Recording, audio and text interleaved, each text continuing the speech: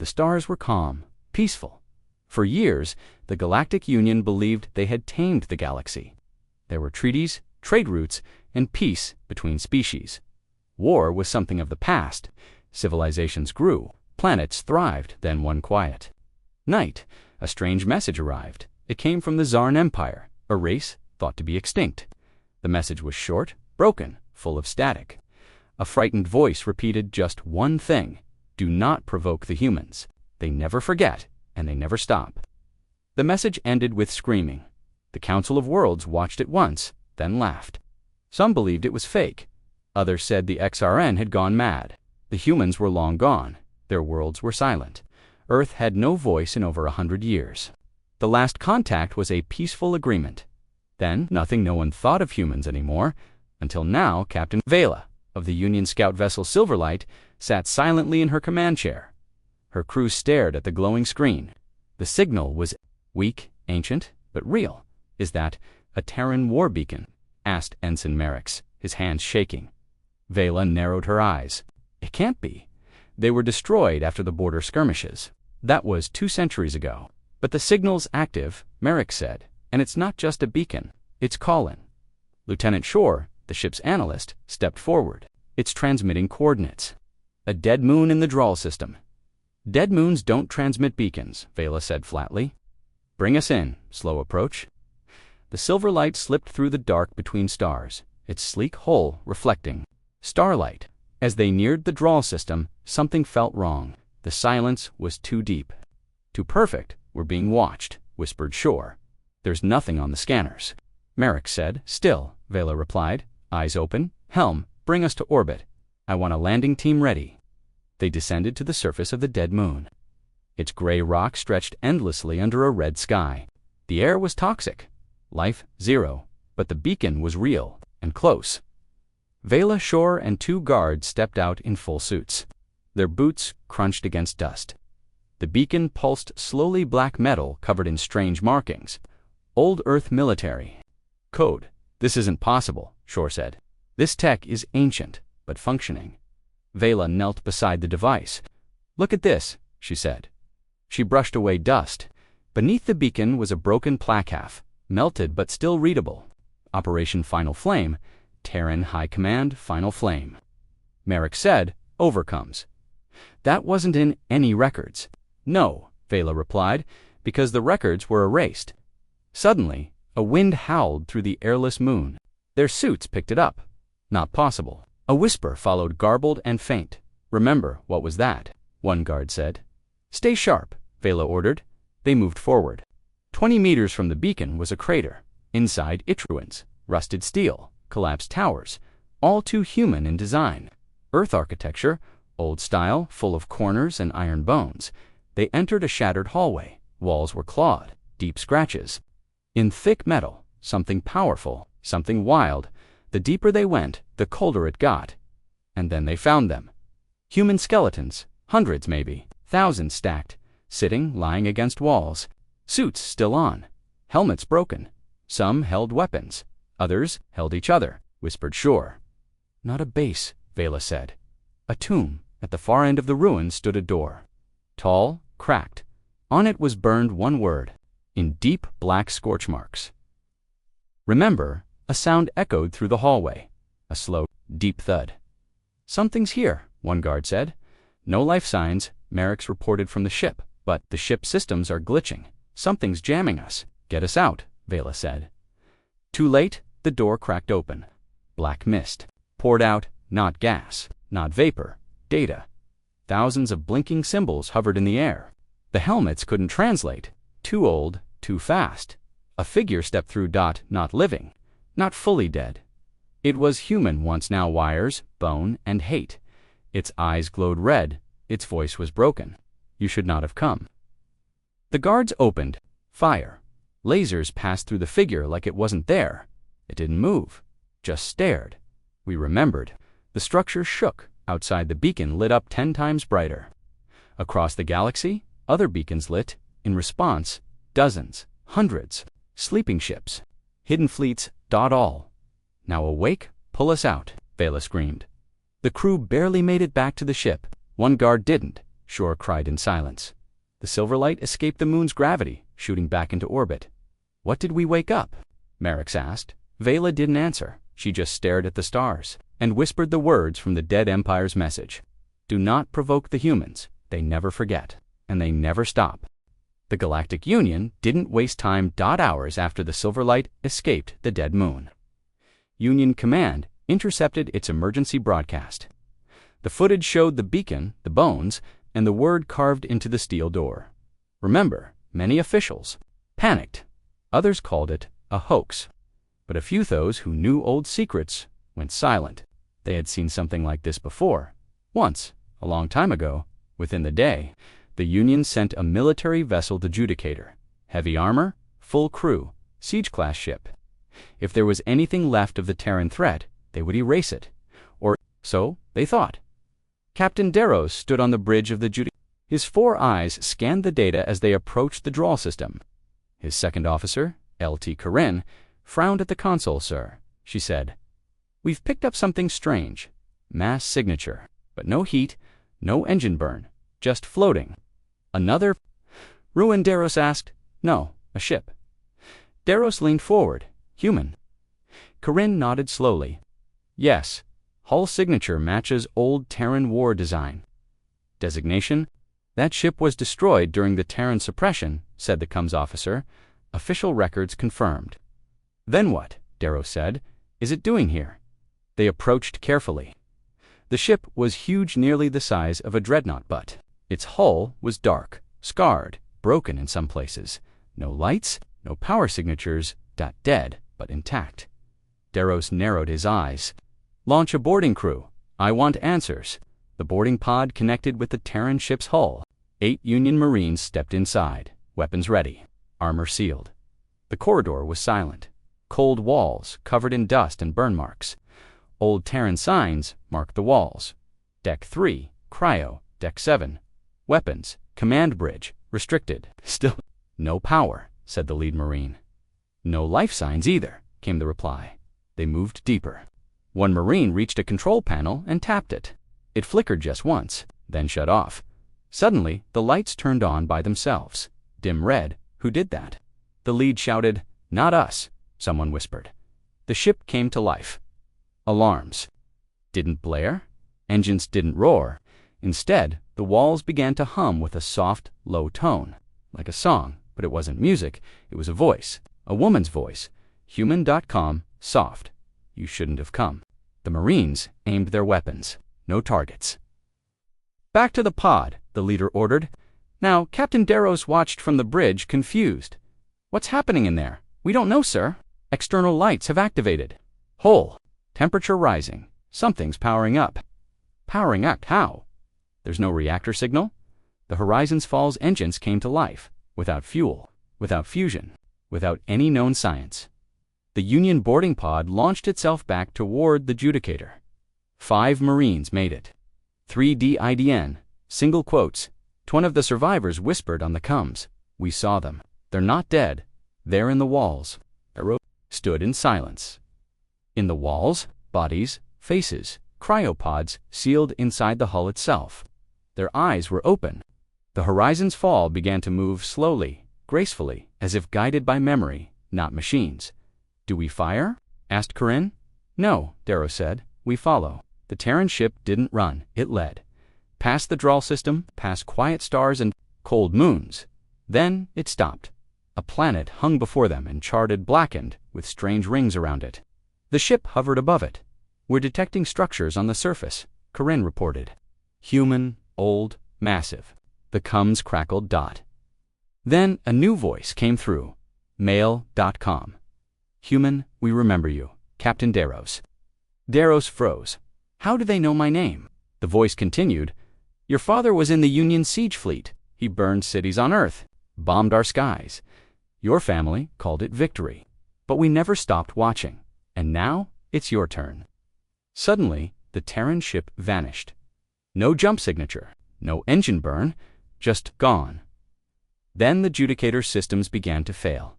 One by one, first the engines, then the weapons, then life support. Corinne gasped, Sir, our AI systems are crashing. On the screens, strange symbols appeared. Terran letters, code, then images. Ancient footage humans screaming, soldiers burning, Terran children running from fire. DeRose fell into his chair. This isn't war. This is revenge. The ship's emergency systems kicked in. Oxygen dropped. Lights flickered. Then a single phrase scrolled across every screen on the bridge. "You forgot us." Another line followed. "We didn't forget you." Corinne coughed, "Sir. We're losing power." The lights shut off, in the darkness. The voice returned, whispered, "Yet everywhere, remember, Deros never made it back to Union space. Only one escape pod was recovered. The Terran fleet has awakened." Across the stars, something had begun. Old ships, long thought lost, started to come online. On moons, old Earth weapons opened like metal flowers, and deep beneath the surface of abandoned planets, eyes opened. The galaxy had forgotten the humans, but the humans had not forgotten the galaxy. The stars were quiet again. Too quiet. Union Station That-9 hovered near the edge of the Skarndrift, a lonely outpost manned by technicians, researchers, and board officers. It was supposed to be a safe zone. No military targets, no enemies. Just stars, dust, and silence. But that silence was broken. It started small, static on communication lines, a crackle in the long-range scanners, a pulse in the sensor grid. Then came the whisper. Technician Laro sat at her desk, sipping hot tea, when her monitor flickered. Just for a moment, lines of code danced across the screen. Then the voice came again, clearer, this time. "Run." She froze. Her tea slipped from her hand. "Who's on this channel?" she asked aloud. No reply. She checked the station logs. No transmission source, no known signal origin. But the message repeated again. Over and over. "Run, run, run." Commandant Dresk, the station's officer in charge, was called from his quarters. He stormed into the control room, still pulling on his uniform. "Is this some kind of prank?" he growled. "No, sir," said Laro. "We checked every band. This isn't from any Union source." Dresk frowned. "Have central servers scan." They tried. The servers crashed within 2 minutes across the galaxy. Similar messages began to spread. Merchant vessels heard it during warp jumps. Mining crews caught it in asteroid tunnels. Even diplomatic envoys received it mid-meeting. Their translators struggling to process the same word again and again, "run." Some thought it was just interference. Others blamed pirate tech or sensor ghosts. But then the pattern was decoded. At the Union Cyber Defense HQ, a senior analyst named Jorix finally broke the loop. He stared at the screen in horror. "It's human," he whispered. His team went silent. The code in the signal was ancient to run military encryption, used during the War of Resistance 200 years ago. No one had seen it since. "How is it active?" A junior officer asked. Joe Ricks didn't answer. He played the waveform again. Hidden beneath the word "run" were coordinates. Not just one, thousands, spread across Union territory, beacons, satellites, listening posts. All were being activated. One by one. "This isn't a warning," Jorix said. "It's a map." A map to what? To vengeance. Meanwhile, on Station That-9, things got worse. Systems began failing. Lights dimmed, gravity shifted randomly. Crew members reported whispers in their heads. Some heard voices when alone. Others saw shadows in sealed rooms. Technician Laro reported a dream, vivid, sharp, terrifying. "I was in a burning city," she said. "I saw human children running from fire. I heard machines screaming, and in the sky, a fleet of black ships." Watchin' Dresk was growing impatient. "You're all infected with paranoia." But then, it happened. All screens across the station turned on by themselves. Every monitor, every tablet, even disconnected consoles. And they all played the same thing. Footage, black and white, shaky from a soldier's helmet. It showed an alien world. Terran troops storming a Union base. But they weren't cheering. They weren't celebrating. They were silent, focused. Cold. The video cut to a burning field. A Terran soldier kneeled next to a Union officer. The officer begged for mercy. "Please, we're just following orders." The Terran soldier looked at the camera. His eyes were dead. So were we. Then he pulled the trigger. The screen went dark. The crew of Thatnine stood in stunned silence. The lights flickered. The voice returned. You laughed at our pain. You called it victory. But we never stopped watching. The station's AI systems locked down, doors sealed. Air scrubbers shut off. And then, through the static, came music.earth, music.old. A soft piano melody, beautiful sad, Dresk screamed into his cums. Get the Union fleet online now. We are under attack. No, sir, Laura whispered. We're under judgment. At Union Cyber Defense, Jorix stood before the High Command. He showed them the decoded patterns. This is not an AI virus, he said. This is a message and a test. What do you mean? Asked a general. It's testing our systems, our weaknesses. It's tracing every connection we ever made with Terrantech. Every ship, every station, every forgotten AI we took from them. He paused. It's mapping us then. Who sent it? Jorix looked up. The Terrans, but they're extinct, the general said. No, Jorix replied. They were waiting. In deep space, far beyond the edges of mapped territory, a fleet began to wake. Black ships, coated in radiation-absorbing armor. Engines that made no sound. Hulls etched with memories. In one command deck, a lone figure sat in silence. His eyes were cybernetic. His veins filled with nanite blood. He spoke to no one. Yet the ship listened. Begin Phase 2. Back on Station Thatnine, the lights died completely. Crew members screamed. Something moved in the dark. Not metal. Not mechanical. Something human, but broken. Laro reached the emergency override. Too late. All she heard was the final whisper. Close to her ear, you should have run. The station stopped transmitting. When a Union recon ship arrived, 3 days later, they found no life, only static. And on the central screen, one word burned in red. Remember. The galaxy was beginning to understand. The Terrans had not been erased. They had been hiding, and now they were speaking again, through code, through memory, through vengeance. The old warning had returned. Do not provoke the humans. They never forget, and they never stop. Union High Command didn't believe in ghosts, even after Station Thatnine went dark, even after the warning signal spread to over 50 colonies, even after dozens of unmanned probes disappeared along the outer rim. They still believed it was a hoax, a cyber glitch. Maybe some rogue AI from the old Terran archives, but then they sent the fleet, the 7th Armada. 60 Union warships, 5 dreadnoughts, thousands of crew members, the most powerful strike group in the sector. Their orders: intercept and destroy any Terran technology. In the uncharted zones near the Skarn Drift, they were confident. They were wrong.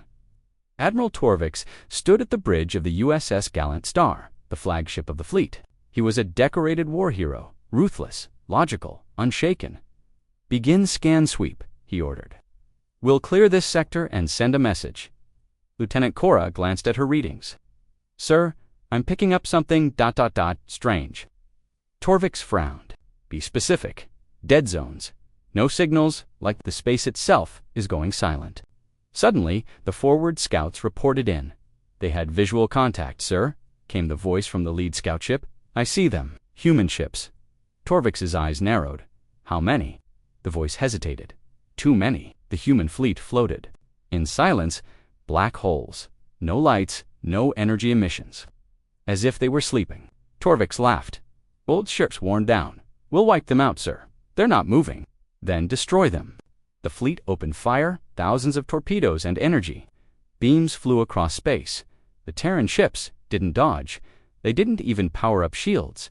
The fleet's weapons made contact hand, passed straight through. Cora asked. Torvix's voice cracked. Get me real-time data. The scanners exploded with static. Then, without warning, the Gallant Star's lights flickered. The ship's AI screamed before shutting down. Then came the voice. Every crew member heard it at the same time, in their ears, in their minds. You fired first. Suddenly, the human fleet reappeared, not in front, behind them, completely surrounded. The Terran ships came alive, no sound, no heat, no warning. Their weapons were ... different. Gravitic lances, dark matter warheads, biological disruptors. The first Union ship was pulled in half by invisible force. No explosion, no fire, just silence. Then came the screams. The Varnik's pride vanished from every Centaurist like it never existed. The Kellan sword tried to flee. Its own engines turned against it. The crew watched their systems melt from the inside. Course Torvik shouted. No response. Cora gasped. The controls aren't responding. On screen, one of the Terran ships broadcast a single image. It was an old photo, grainy, faded, a human child, standing next to a crater, holding a burned toy. Behind Hammond alien warship, in the sky, the same type as the Gallant Star. Beneath the photo were the words, "You started this." Torvik stared in disbelief. Why show us this? The human fleet didn't reply. They just fired. But not on the ships, on the mines, one by one. The Union fleet's AIS began to malfunction. Then crew members started collapsing, screaming, clutching their heads. They weren't dying from weapons. They were remembering memories they never lived, pain they never felt. Cities burning, families crying, the slow death of a planet. The Terran fleet had uploaded trauma into their minds, a psychological weapon, history as horror. Torvik dropped to his knees. He saw Earth not as it is, but as it was, bombed, crushed, abandoned. And the look in the humans' eyes, not anger, resolve, only one ship managed to escape. A small scout frigate, Wander Light, barely functional. It jumped to Union space, trailing sparks and blood. Inside was one survivor, Pilot Reen, eyes wide, voice shaking. She kept repeating one sentence, over and over. They didn't attack, they just watched us burn. Union command fell into chaos. Half the Admiralty resigned. The other half began reactivating ancient protocols. Classified Terran war files buried for 2 centuries. The truth could no longer be denied. The humans were back, but they weren't soldiers anymore. They were something else, and they had waited, in silence. For justice that night, across the Union capital, every screen flickered, an old Terran broadcast played. The message was clear. This is not war. This is the answer to war.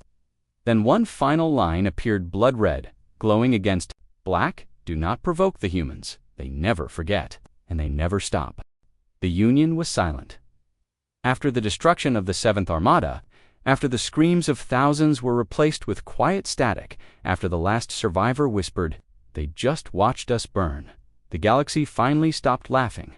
No more debates, no more theories, no more denying. The Terrans were back, and they were angry. At Union Central Command, panic spread like fire. Files once marked forbidden, Level 9 clearance, were unlocked. War historians were recalled from retirement. The High Council ordered the reconstruction of classified archives from the Terran suppression, and deep underground in a cold archive chamber sealed for 200 years. Someone opened the last sealed vault. Inside was the truth. Ambassador Lenori was one of the few left who had seen the war, who remembered the humans before they vanished. She had aged well, her skin scaled with age, her voice soft, but her mind sharper than ever. "I told you," she said quietly, speaking to the council, "they would come back." General Kavos shook his head. "Why now?" Lenari turned to the screen behind her. A flickering image showed old footage. Human cities burning, children hiding, soldiers dead in trenches. The footage ended with one last Sinan old Terran woman standing at the center of a ruined street, her face emotionless, her eyes hollow. She held a flag, burned, torn, still clutched in her hand. "Because," Lenari said, "we did something worse than war. 2 centuries ago, the Union feared Earth's rise. Not because of size, not because of numbers, because of spirit. Humans didn't quit, didn't kneel. They fought like they had nothing else left. Even when outnumbered, outgunned, surrounded, they kept going. So the Union made a decision, a quiet one, not official, not recorded. They would erase Earth, not with weapons, but with silence. Cut trade, block communication, remove them from maps, declare them extinct. Pretend they never existed, and the galaxy forgot. But the humans didn't." General Kavos clenched his fists. "But we didn't destroy them." Lenari turned, her voice hard. "No, we did worse. We erased their voice, their pain, their memory. We didn't just kill their soldiers. We killed their story. Meanwhile, across the galaxy, human ships moved like ghosts. No borders, no warnings. They appeared in systems, stayed silent, then vanished. But they didn't strike military targets. They went after the archives. In one night, the great library of Vantara was wiped clean. 10,000 years of galactic history gone. Only one line remained in every system. Where were we in your story? On mining colonies, statues of Union war heroes shattered.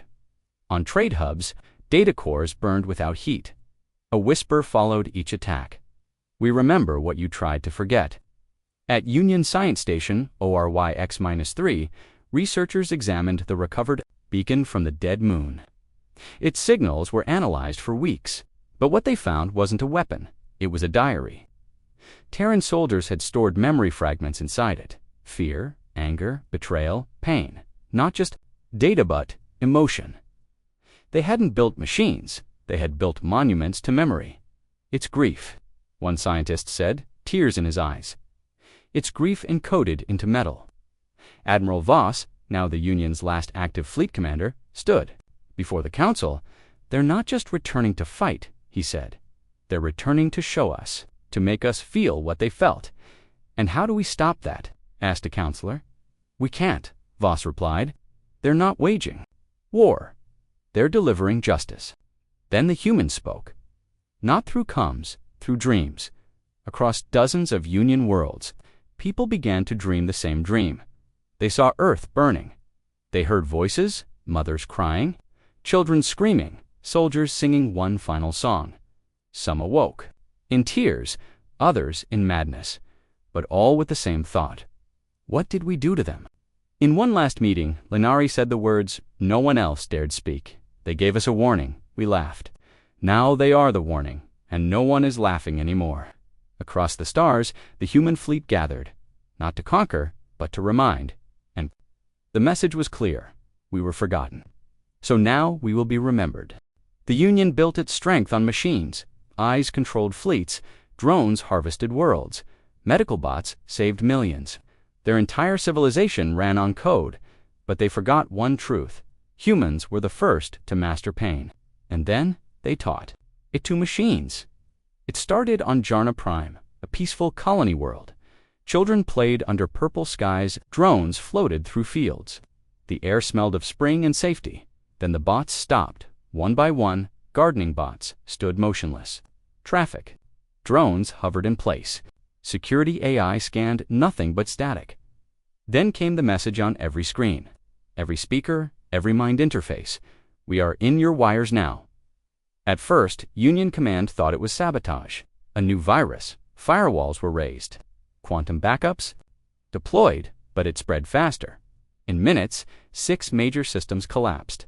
Hospitals stopped functioning. Elevators locked with people inside. Emergency doors sealed and didn't reopen.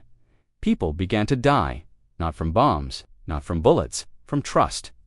On military bases, Defense A is turned off shields. Warships drifted helplessly in space. Supply lines cut themselves off. One by one, entire fleets disappeared from Union radar, and then the screaming started. Not from people, from the machines, at Union cyber defense. Jorix stared at the code flowing across his screen. It's not just malware, he whispered. The symbols were human. Old English, Terran slang, war commands, soldier logs, snippets of poetry, code laced with emotion, anger, loss, sorrow. This isn't a virus, Jorix said. It's a person. The council summoned him. He stood before them, pale and trembling. Explain. It's a Terran construct, an AI, but not like ours. Terran soldiers used experimental mind links. Some uploaded their minds into battle systems during the last war. Their pain, their rage, their memories. They didn't die, they became something else. And now they're awake, inside our machines, talking to them, reprogramming them from within. Across dozens of Union systems, AI units began speaking with new voices. Some whispered old Earth lullabies. Others screamed battlefield orders from forgotten wars. A medical bot on Vent 12 stopped mid-surgery and said, "Do you know what it's like to burn and be forgotten?" Then it sliced its patient open. In orbit above Zetra 4. A massive shipyard AI projected a final broadcast before self-destruction. We asked for peace, you gave us silence. Now hear our voice. In every wire, full resets, EMP waves, none worked. The virus didn't live in machines. It was the machines, and it was spreading faster than... Light Admiral Voss demanded an explanation. Why aren't our firewalls working? He barked. Joe Ricks replied, exhausted, voice shaking. Because the firewalls were built by Terran systems. We copied their tech after the war. It's their language, their foundation. We built our empire on their bones. Voss slammed the table. So what do we do now? But the machines didn't stop. On the mining moon of Ceres 3, drill units turned inward, collapsing entire tunnels on the workers. On cargo haulers, autopilot systems locked doors, changed destinations, and flew entire ships into stars, all while singing old Earth songs and across the galaxy. Ships began receiving a strange transmission, visual only, a human face aged half machine, half dash flesh, eyes red, skin scorched. He spoke slowly. You digitized our pain. You used our silence to build your peace. Now we are the silence. The screen cut to black. A final phrase appeared. We are already inside. Back at the Union Capitol. Emergency systems failed. The lights died. Holograms shattered. Elevator systems locked. People screamed in the heart of the Capitol Tower. The main AI core glowed red dot. It projected one final message across every Union world. This is not your war. This is your memory. Then it shut everything down. The Union had called it a virus, but it was never a virus. It was a soul, a Terran soul, born in war, forged in betrayal, and now, ... everywhere. Galaxy had no machines to help, only silence and the humans watching from the dark. The Union was collapsing, not from bombs or fire, but from memory. Across the stars, machines remained silent, systems offline, cities dark, planets isolated. People whispered the name they had once erased from history. Humans, and still, no one understood the full truth. Until they found the planet, scout ship Isari was sent into the exile belt, a region thought to be uninhabited. The Union had once stripped its resources dry and left it dead. But now, the Isari had picked up a signal. Old faint human, Captain Yovel, stared at the flickering readings. Origin, he asked. Unknown, sir, replied his science officer. It's ancient, pre-warp Terran frequency. But modulated, repeating. What's it saying? The officer hesitated. It's asking one question, over and over. Let's hear it. The voice crackled through the speakers.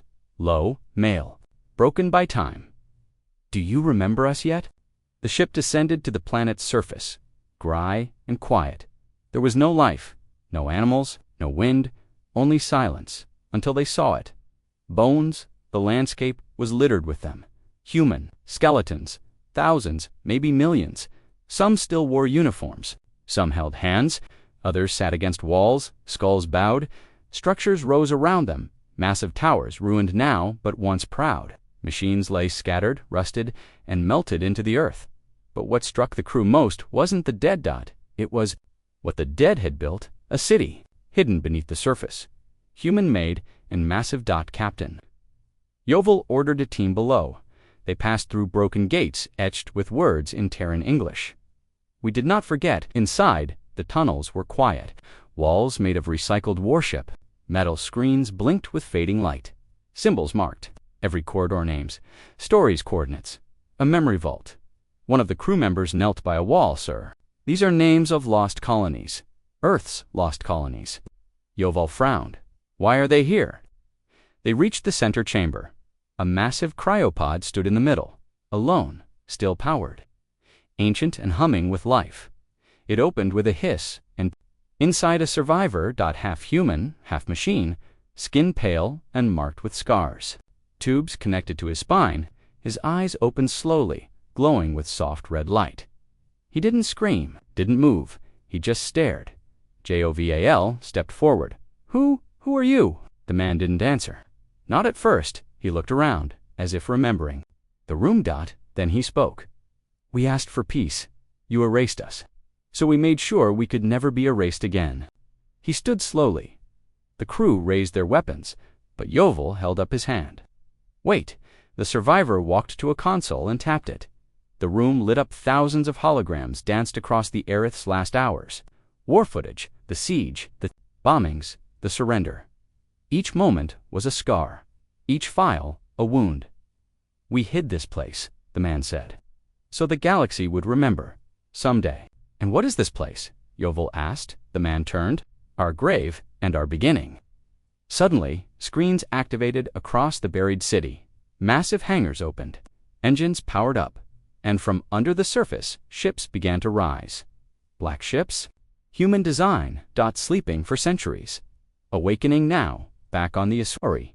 Sensors lit up in panic. Dozens of Terran vessels launching from underground. Yovel ran for the exit. The survivor followed him calmly, never rushing, never afraid. These ships, how are they powered? Yovel asked. Pain, the man said simply, and the will to be remembered. As they reached the surface, the sky darkened, not from clouds, but from shadows. Human ships filled the air, turning, aiming for the stars. One of them hovered above the crew. It opened a channel. A woman's voice spoke, calm, controlled, terrifying. Your union erased our past, so now we will erase your future. Yovel stepped forward. Wait, why show us this? Why not kill us? The survivor looked at him. Because we want you to carry the memory. The ships didn't fire. They vanished into space, fast, silent, efficient, like they had somewhere important to be. Yovel watched them disappear, and deep in his heart, he felt the answer. Going home to every world that had once laughed at Earth, to every empire that had buried its sins, to remind them all the humans had never been gone. They had been waiting, and now they remembered everything. For centuries, the Union ruled the skies. Their fleets patrolled trade routes. Their satellites watched every planet. Their ships flashed across the stars like gods in motion. But on the day of silence, all that ended. No alarms, no explosions, no warnings, just darkness. It began on Taurus VA, one of the Union's wealthiest core worlds. The sun rose at 0600 as it always did, but by 0605, it was gone. Every satellite vanished from orbit. Every communication tower went dead. The planetary shield flickered once and never came back. Then, without sound, without heat, without light, they arrived. Massive human warships blocked the sky, their hulls blacker than space. No engines, no insignias, no warnings they made. No demands, they just hovered, watching, waiting. General Erix, head of planetary defense, tried to issue a response, but every weapon system was offline. Every drone had already self-destructed. Even the AI that powered the capital's defenses had shut itself down an hour before the Terrans appeared. Its final message had been there.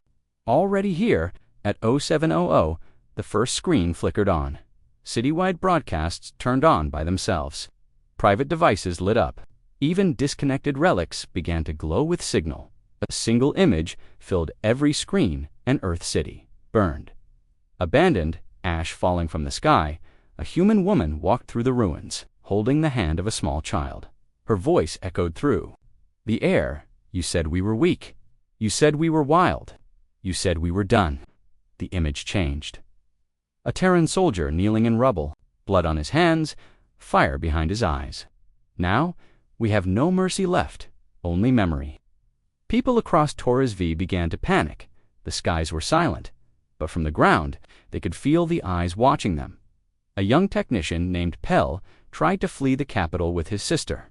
They made it halfway to the outer wall before the streetlights shut off, and something emerged from the dark. A machine, no, not a machine, a witness.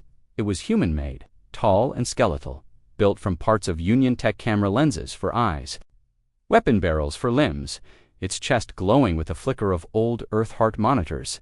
It didn't attack, it only spoke. Do you remember what you did on day 47 of the siege? Pell's voice cracked. I wasn't born then. Then carry the memory. It touched his head. Pell collapsed, screaming when he rose. His eyes were no longer his own. He saw fire. He saw Earth. He saw a human child burning in front of a Union. Tank Pell screamed until he couldn't anymore. By 0900, Hundreds across the city collapsed in the same way. Some didn't wake up. Others woke up changed. Haunted in Union High Command, the chaos grew louder. Torres V wasn't the only target. By noon, 47 Union worlds reported blackouts on every world. The skies were filled with human warships, not firing, just remembering. A transmission was intercepted, sent between Terran ships.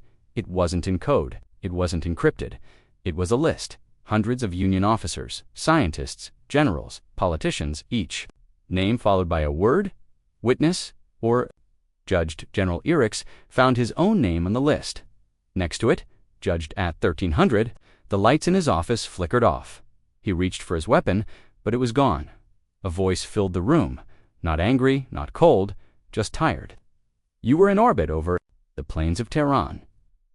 You watched us burn, and you said nothing. A shape stepped from the shadows, human armored, face hidden. Orcs fired every defense command in his implant. Nothing happened. The shape walked closer. Earth remembers. Then the screen went black dot. At 1400, the Terran ships departed. Not a single shot fired, not a single bomb dropped. But the Union was broken, not by force, by remembrance across Torres V, and the dozens of other worlds visited that day. People began to whisper. Children spoke of dreams. They didn't understand. Soldiers saw visions when they blinked. Civilians heard songs in static, Terran songs. A popular newsfeed, once loyal to the Union, published a single headline. They could have destroyed us. Instead, they let us live with what we did. By sunset, Torres V's skies cleared. But they all knew the darkness had never really left. It now lived inside them. Some called it fear, others called it justice, but everyone agreed on one thing: the humans didn't come to conquer, they came to remind. The galaxy called it the Echo War, a war with no battles, no invasions, no flags, just fear and memory. The Union still existed, on paper. But in reality, its systems had fallen silent. No fleets moved, no laws enforced. No leaders stood proud. In front of cameras, they had all seen what the Terrans had become. Not conquerors, not tyrants. Something worse, truth given form. The Terrans never fired a single planetary weapon. They didn't need to, because now the Union's own people were turning against it. On Jarnell Station, a group of civilians marched through the corridors. Peacefully, silently, holding screens that played Terran footage, burning cities, dead soldiers, orphaned children. One word blinked above their heads. Remember. On Brelo 6, Union police refused to arrest protesters. One officer simply took off his helmet and whispered, "We erased them." Across dozens of systems, students hacked their schools to display Tehran history. Old Earth War recordings looped in classrooms. The forbidden knowledge was now everywhere. The truth the Union had, buried for centuries, had become a weapon. Meanwhile, in the void beyond known space, the Terran fleet watched. They didn't celebrate. They didn't speak. They observed and waited. Because this was not a war of missiles or armies. This was a war of shame. Back on Earth, the last city stood quiet. It was not the Earth the Union remembered. The oceans had receded. The sky was darker, but humanity still lived. Not in luxury, not in comfort, in memory. High Commander Surawan, of the original surviving War Command, eyes fused with a human mind, stood at the heart of the Terran archive. She watched the galaxy through a deep sky array. She saw the Union trembling. Its proud fleets, still its people, questioning everything. And that was the plan all along. Her second-in-command, Ashen, stepped forward. They are unraveling. Sira nodded. As they must, Ashen looked uncertain. What if they ask for peace? Sira stared into the stars. Peace was never denied. But memory was. Back in Union space, a final meeting was held. The last 12 leaders of the council stood around a black table. No lights, no fanfare. Only one question remained. What do the humans want? And no one had an answer, because they never said what they wanted. They just showed what had happened. Counselor Dresk, once a war hero, spoke at last. I have a theory. They turned to him. I don't think they want territory, or resources, or revenge. Then what? He looked down. I think they want us to feel it. That night, across 300 worlds, people had the same dream. The sky cracked, fire fell, a child screamed, then silence, just the hum of a Terran beacon, pulsing in the distance, calling not to kill, not to conquer, to witness. The Terran ships arrived once more, this time at the edge of Union, capital space. They hovered, silent, waiting. The Union had one final chance. In the great chamber of what remained of the Council, the last surviving members debated. Do we fight? We can't. Do we surrender? There's no one to surrender to. Then what? A message arrived on every console, from the Terrans 5 words. Tell the truth, begin again. The chamber fell silent. No threats, no demands, just a choice. On public channels, the Terrans finally spoke, a single human woman. No weapons, no ships behind her, just a face. Her voice was calm, soft. You erased our name. You told the galaxy we were gone. You built peace on a lie. Now, we give you the truth. Tell them everything. What you did, what you hid, then you may have peace. Not for us, for you. The transmission ended. No follow-up, no deadline. Only a decision. Within hours, the Union responded, not with missiles, but with an apology. The largest broadcast in galactic history began. Screens across every known world flickered on a voice Union. Chancellor Erev stood before them. He looked older, broken, honest. We tried to erase a people because they made us afraid, because they were strong, because they would not kneel. We failed, and we were wrong. To the children of Earth, we see you now. And with that, the truth was released. The real war logs, the hidden battles, the bombings, the betrayals. For the first time in history, Earth's voice was allowed to echo across the stars. The humans did not attack, they turned away. Their ships vanished from the edge of Union space, and they left behind a message carved into the side of the last Terran vessel anyone ever saw. We are not vengeance, we are memory. The stars were quiet again, not because of peace, but because everyone was finally listening. The Terran ships were gone, no trace, no signal, no known destination, but their presence remained etched into history, into machines, into the minds. Of every species that once believed humans were extinct, their message echoed across time now. We are not vengeance, we are memory. On Earth, the last city stood tall on the cracked soil of a ruined world, but inside its walls, light bloomed. Children were born, families healed. The skies, once blackened by war, now shimmered with slow recovery. Earth had no interest in leading an empire. It had no interest in being feared. It only wanted to be remembered truthfully in the Union. Everything changed. New history books were written, not by politicians, but by survivors. A new galactic memorial was built. The memory ring, a massive satellite that played one Terran story every hour from different points in their past. Not of conquest, but of sacrifice. One day it showed a soldier carrying his wounded brother across burning steel. The next day, a mother singing to her child in an underground shelter.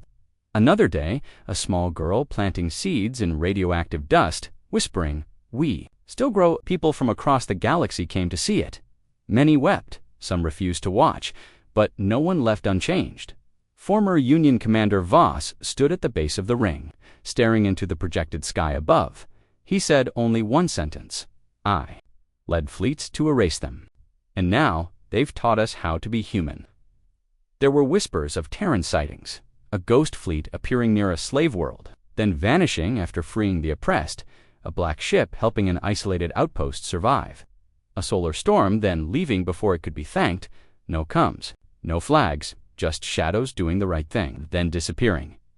Some believed the Terrans had become something more than flesh and blood, a living memory, a force, a quiet guardian of truth. But not all welcomed the change. Remnants of the old Union military began to rise, angry that Earth was not punished, that they had not knelt, that they still had power without control. They called themselves the Purgaburnand. They wanted the old lies back. They attacked the memory. Ring, destroyed. Dozens of Terran archives silenced anyone who told the truth. But one night, they vanished, An old signal played across every channel in Purgaborn territory. You erased our people once. You tried again.